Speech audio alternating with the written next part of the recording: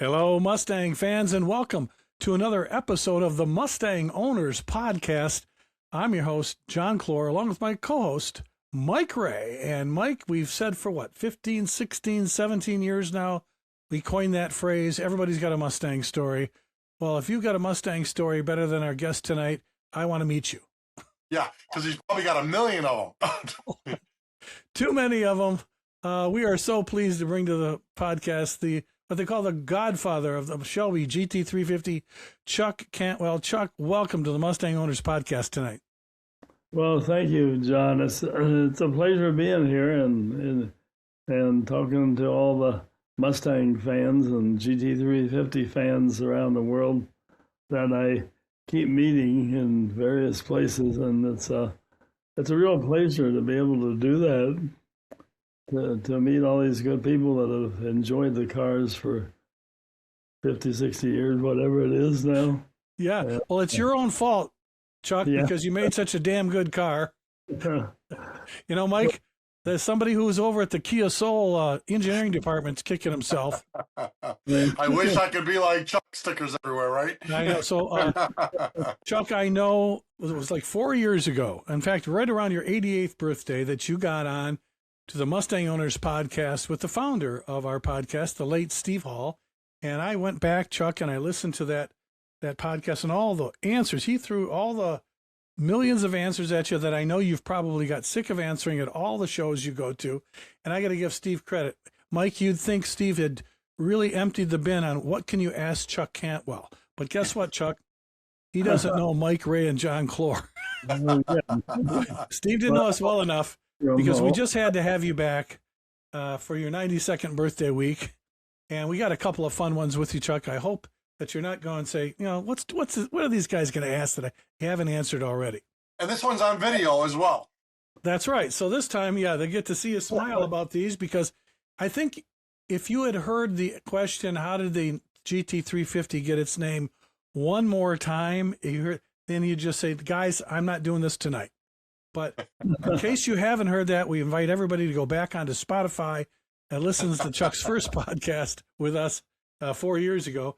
But Chuck, we all know those stories. You've told them so many times, and our audience is pretty well versed on that. But I think what people really wanted to know, some of the people that heard that we were going to talk to you tonight, they said, would you ask Chuck a couple of questions for me? And I said, sure, what? They said, you know, Chuck, you did both the race cars, the GT350 race cars, for the team, and you did the road cars. So they asked, what was the tougher one to do? Was the race cars, you loved racing, you it's kind of fun to do that, or the road cars you got to work with Ford? And Mike and I both know how that is. So which ones for you was the Chuck Cantwell favorites, working on the race GT350s or the road GT350s?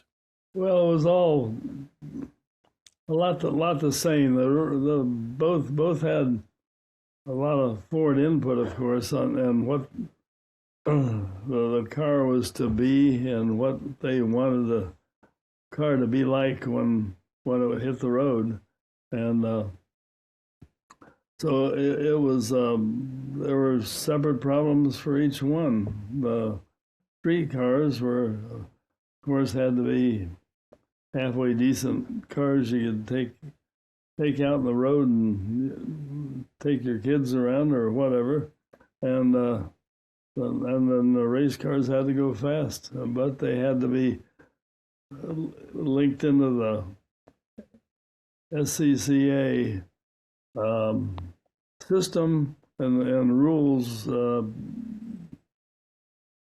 as a group, so they had to meet street requirements and race requirements, but have a separate design that made them appropriate for each one. So Chuck, Mike and I have worked both with a lot of Ford engineers, and some of them are nerds. We know, right, Mike? Yeah. And sometimes they're more fun to be with because they seem to be more like the marketing guys. To me, sometimes are harder to work with, and I guess you had to work with both sets of people because the street cars had to meet certain parameters and the race cars, hanging out with the engineers, had to meet certain performance parameters. So were the marketing guys easier or were the engineers more fun? Well, it was sort of all hooked together through Ray Geddes and his group there, and the the original plan layout was done in about 3 weeks with myself and Sam Smith, who worked for Ray Geddes and was a liaison between Ray Geddes and Shelby on this Mustang program, as it was called. And we got a name 350 later, but it was there were so many things we had to line up, and we tried to do that in the first 3 weeks I worked for Shelby. I spent that time at Ford Engineering and Special Vehicles with Sam Smith and Ray Geddes, and we detailed as many parts and pieces and details that we could think of. Everything. We had a big, huge spreadsheet, which was a mathematical spreadsheet, but it was big, and we were able to put all of our questions down on the sheet and get answers to most of them. We had a Ford purchasing guy, Jerry Nusnoff, who helped us out a lot on sourcing the parts. There's a lot of parts we got from Ford, like the transmission was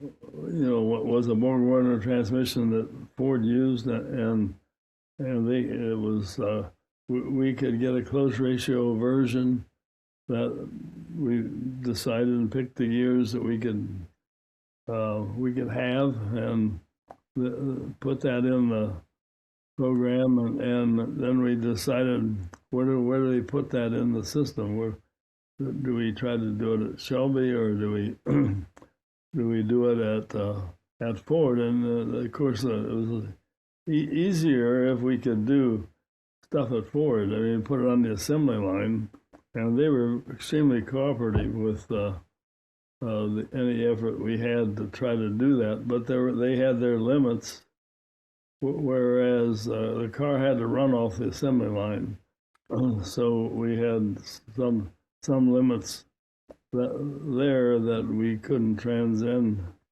because of the Ford operating speed and everything on their assembly line. So everybody had to work together on what we wanted to do, and they were very cooperative with that effort. Well, I know, Mike, how when we work with the different teams within Ford, especially on performance cars, everybody's interested. But we want to know, Chuck, there was a lot going on. Carroll had a very big deal with Ford for that. And I didn't know, I mean, being that he was a racer, was he just naturally more interested in your progress on building the hot race car, the GT350 race versions for the SCCA, or was he just as interested in production of the road car? Well, I guess it seemed to me that he was just as interested in the production of the road car, because that's I guess what was going to be paying for a lot of the stuff we're going to be doing with the race cars. He kept his nose in both parts of it. It was an interesting operation to have going on when we were doing these things sort of at the same time. And though the race car started off with one car in a hallway in the race shop, between one side of the race shop and the other side of the race shop. So we had one little stall, and it was by then we had a plan of at least a list of all the parts we had to have for both the street and the race cars.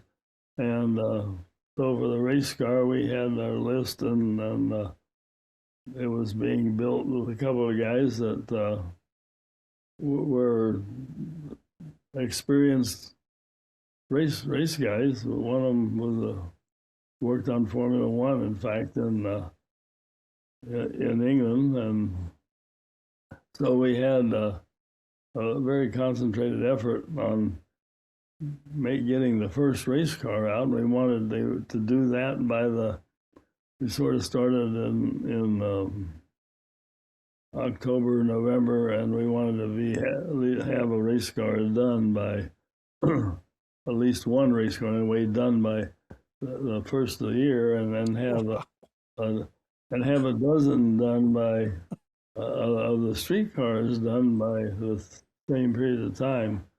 And then that was complicated because I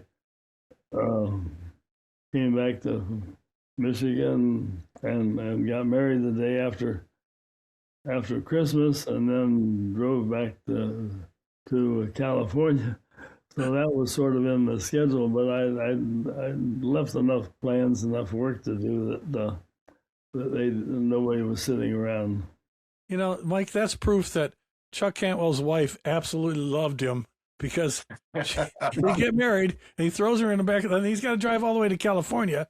Living out there, it was cold out there. I heard you guys had just a bare bones place to stay in. You were under incredible pressure for the deadlines of these cars. And Chuck, the rumor is you're supposed to pay attention to your wife on your honeymoon, not to GT350s. Right, Mike? Yeah. We stopped at some hotels, got a nap or two on the way out there. I was gonna say it had to take like a week to go to California, right? Yeah. Back then, driving. Yes, it did. I know this, Mike.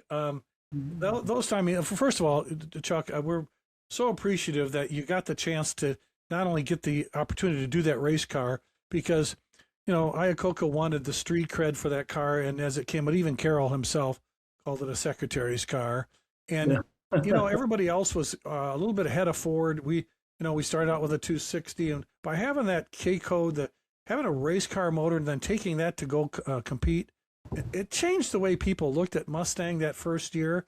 Had you waited to like 66 or 67, it wouldn't have counted as much. And plus, by getting that motor into the system and having Ford put it on the assembly line, that allowed the Mustang to have the K code, have a Hypo 289, which I don't think, Chuck, it may have gotten without the push from the Shelby effort to go racing. I think you guys really kind of stuck that in. Or was that more, do you have any pressure from Iacocca to get that thing going, or whose idea was to go racing with it? Was it Chuck Passano? It started, no, it was Iacocca's. Was Iacocca? The initial one, and before the Mustang came out, he had talked to some of his race people and had them go to SCCA and put a little leverage on them to get this car approved, the Mustang approved. Well, at that time, it wasn't a fastback yet. It was a sedan, four passenger thing, and Ford just downright rejected the car. Wow. And so they had to come back. And that was when Shelby got in. Iacocca said, well, Shelby knows these guys. He can talk to them. And that was what happened. They had their own rules, what you can do with a production car. And they had the Ford people that had built a couple rally cars that were pretty fast, and in the summer of '64, I guess, they sent a couple of the rally cars that had been brought back from England to Shelby, and Miles and Phil Remington took the car out to Riverside and ran a lot of tests with that. And so they had an idea of what the suspension and some of the different main components were going to do for the car's performance. Well, Mike, that must mean the moon and the stars must have been aligned. Ford really wanted this SCCA car. They really wanted Carroll to get it. I mean, the inroads that Alan Mann Racing under the Holman Moody car to the Tour de France to go rallying.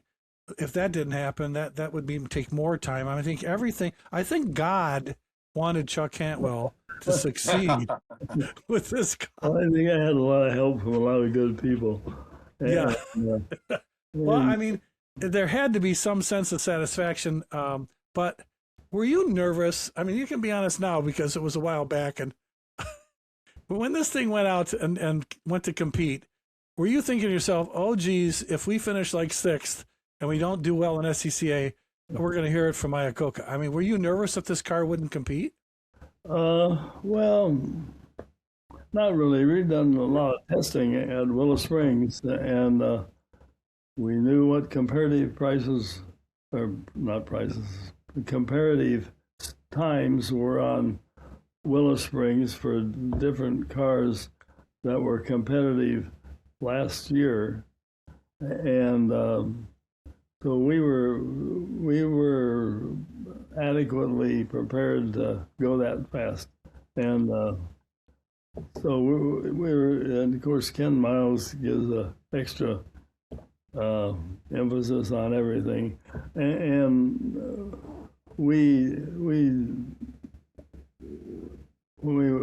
went to the first race with Ken, and we didn't even have any of the Mustang guys that worked on the Mustang itself go there. Sent 2 or 3 Cobra guys over with the car to crew it, and it won 2 or 3 races that it ran.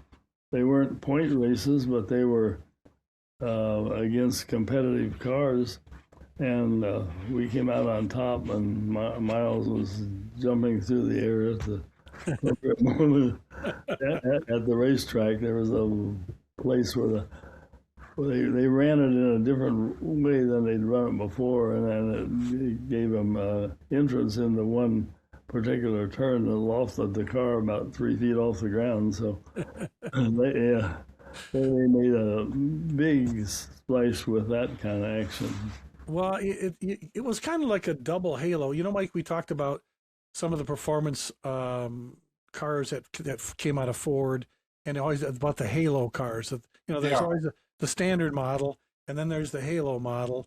And Shelby took it to yet another level. You could buy a Mustang GT back then, but if you got a Shelby Mustang, that was something else. And the fact that Carroll took these cars and Chuck somehow made them run and win, that just made it better. But Mike, I know you're going to ask this, so go ahead and throw it out. One of Mike's favorite things about the whole Shelby GT350, the original cars, is where in the heck did you guys come up with this idea? I don't know if it was Carroll or what, to go out and rent a racer through Hertz and make these GT350s, which are not the typical rental car. You went and stuck them in a rental car dealership. Mike loves the rental car story. Tell us a little bit of how did that happen? Was Carroll just being crazy? Well, probably a lot of people thought so. But Peyton Kramer was general manager of Shelby American at that time. Okay. When I started, and for a while, and he's somehow or other got the idea that we should do a rental car. He had friends at Hertz, and they discussed stuff back and forth. Who knows what they were drinking when they were doing that, but they came up with the idea that a high speed personal rental car was the thing to have, and by then, we didn't have a 2-door car, but that came on when we finally decided to go ahead with the program and make a car. It was a 2-passenger, had to be a 2-passenger car to match the SCCA rules, because you had to start with a passenger car, or you had to start with a car and then rework it into a race car, just like they did with an MG or a Corvette. And speaking of Corvette, the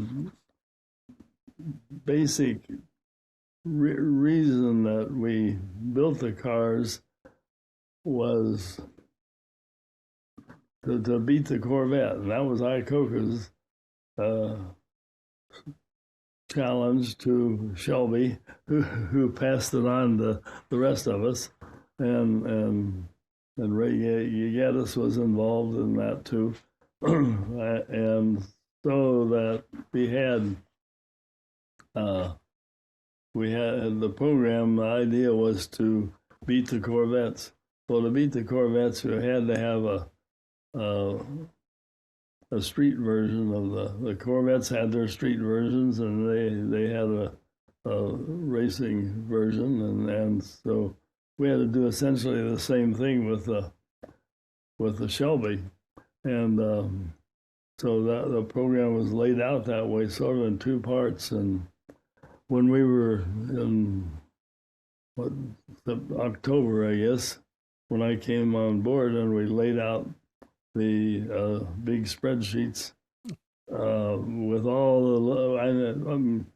My objective there was I wanted to see all the pieces. I didn't want to start an assembly line and get halfway down and have 4 or 5 pieces missing we hadn't provided for. So we worked pretty hard at that, and we're well prepared when the car started to be produced. Well, we know the marketing side, Mike, and I remember they told us, well, we wanted to get young executives getting off the plane, and what would they drive home? What would be neat? And then when Hertz showed up, I mean, can you imagine, Mike, in 1965, stepping off the plane with your sport jacket and your briefcase and going to a Hertz? I go, what is that? No, that's a Hertz Shelby GT350. Well, I'll rent that. And Mike, were you the one that said you really didn't believe those stories that people would rent them and take them home and take the engines out and return them? I mean, is it you that threw some shade on that? Chuck, did that really happen? That my dad telling me that story as a kid, and I'm like, did that really ever happen? Like, I didn't believe it as a kid, and he's like, yeah, everybody used to do that. So you mean out of Detroit, he knew people that would go rent the Shelby, and then you mean to tell me those guys with to do the walk around when you return the car didn't notice that you had your old 6-cylinder in it? They don't pop the hood, so. Yeah, there's all kinds of stories, and I'm sure some of them are true. I don't know that all of them are, but guys would take him to a race. A street Shelby was a decent race car, but it wasn't as fast as the race car when you had all the equipment on it, but people were taking the cars to the races, and they'd have a problem.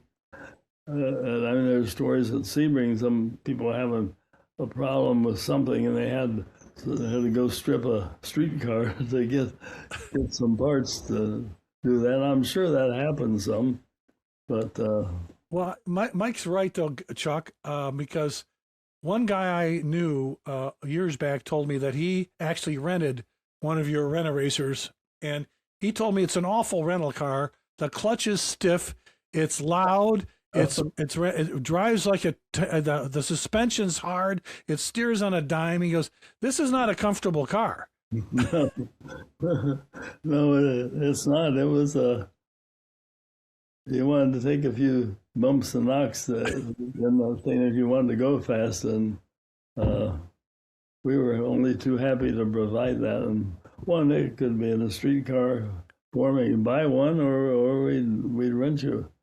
Arranged to be rented, and so people went both ways.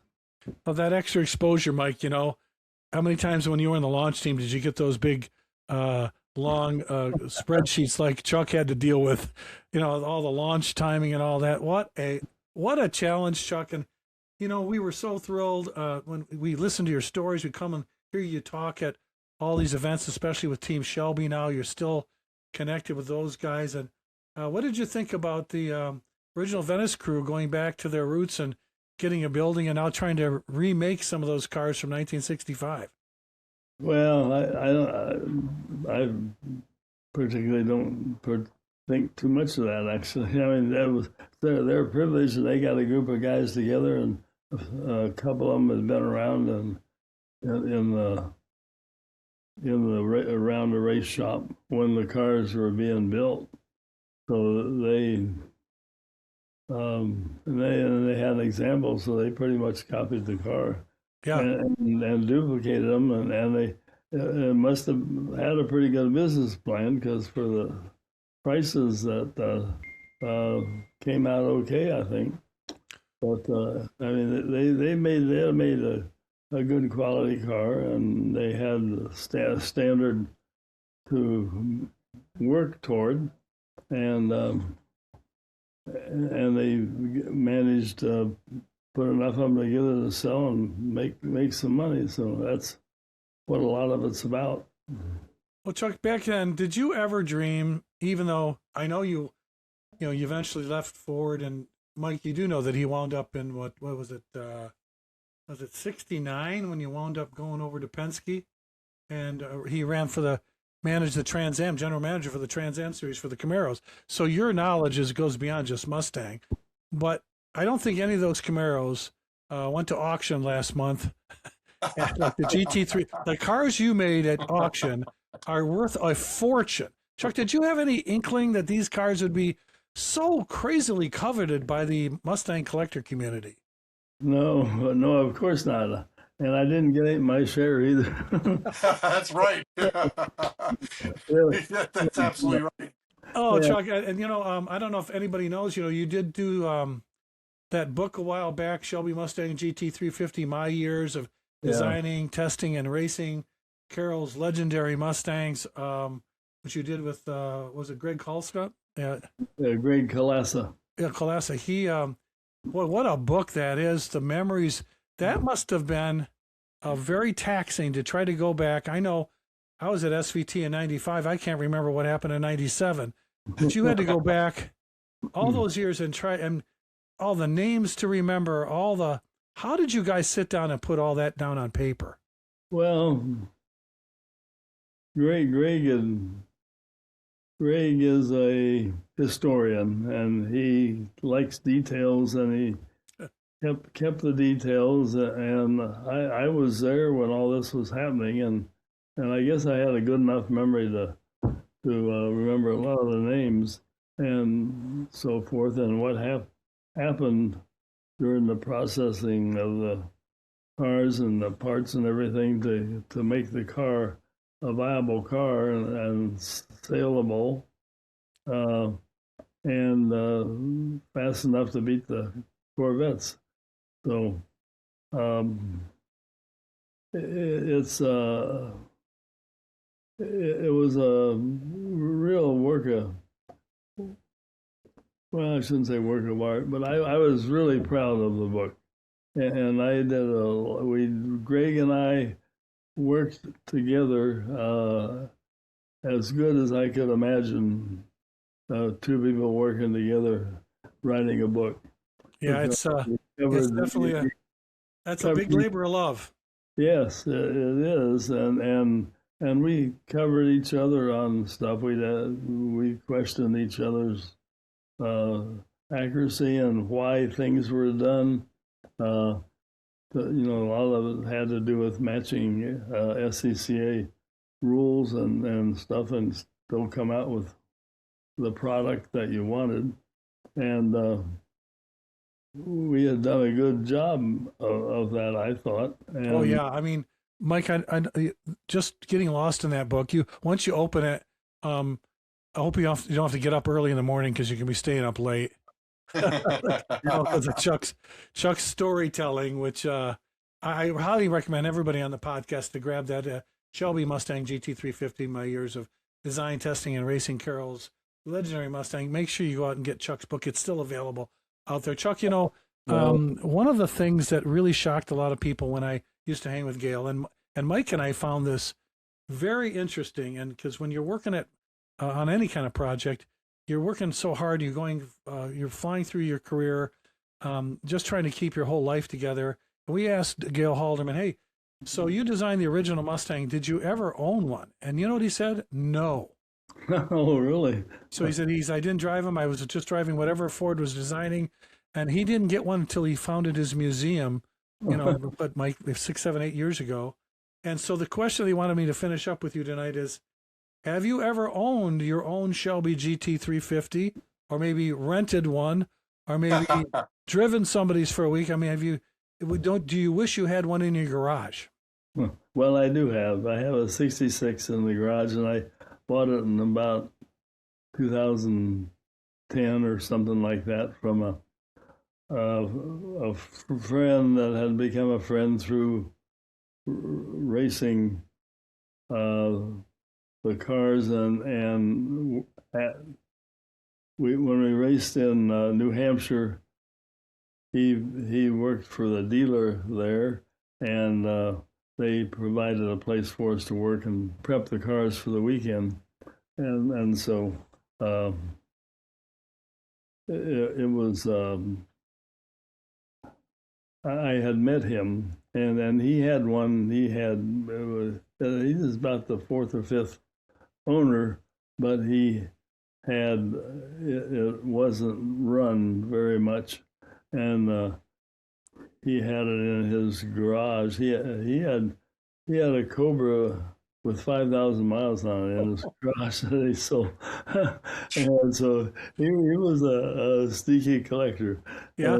And so he had this car in there, and he kept telling me, he said, you need to have this car. And I said, well, how much? Well, we pussyfooted around on that for a while before. Oh, yeah. They ain't cheap, Chuck. Yeah. Dumped my treasure chest in. But Mike, what does that say about Chuck Cantwell, the godfather of the GT350? That I'm going to eventually put one of these in my. He has a '66 GT350 that he actually owns, as opposed, Mike, to how many Ford guys have we met that don't have those cars in their garages because their wife wants them to drive that black Expedition. No, that's the way it should be. I mean, part of the legacy, and now he owns it, and it'll forever be embedded. Yeah. Chuck Cantwell, we thank you so much for your time. Happy birthday again. We can't wait to get other people to go read your book. That was what a great legacy you've left for all of us. We really appreciate you coming on the podcast tonight. How can we thank you? Maybe buy you lemonade the next time we see you at Carlisle? Yeah, hope to see you at Carlisle this year. Or root beer. Okay. You got yourself a deal. You get a podcast root beer. John, we always have root beers with us. That's right. So or birch beer. We'll get that's right. Chuck Cantwell, thank you again for joining us. The Shelby legend, the man behind the GT350. Happy birthday, and I really appreciate your time. And I appreciate being able to talk to you folks and go over some of the stories that we've created over the years, and it's been my lifetime pleasure to be able to have done this. Oh, what a great job, Mike! A legend in not only the Shelby world, but in the Mustang world as well. Well, folks, truly an honor, Chuck. Yeah, it's been an honor, really. We hope you guys enjoyed this little trip down memory lane with Shelby legend Chuck Cantwell. And if you like this kind of content, make sure you hit that like button and subscribe. We're closing in on our 1,000. We want to hit it as soon as we can, so don't miss it. Make sure you do that. Or if you want to catch some podcast merch, get on to svtstore.com and grab yourself something nice like Mike's got right there. Good job, Mike. So until next time, I guess, folks, we're just going to have to catch you down the road.